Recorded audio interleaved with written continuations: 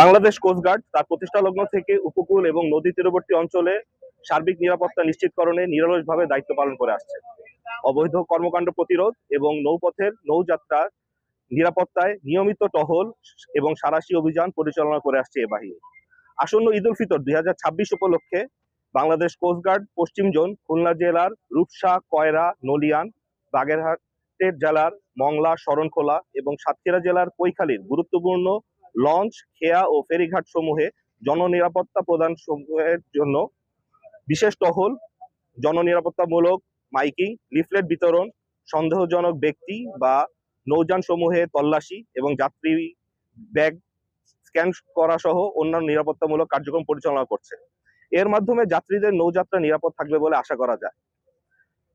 দুষ্কৃতিকারীরা যেন কোনো ধরনের নাশকতামূলক কর্মকাণ্ড পরিচালনা করতে না পারে, এর জন্য সদা তৎপর রয়েছে কোস্টগার্ডের প্রতিটি সদস্যবৃন্দ।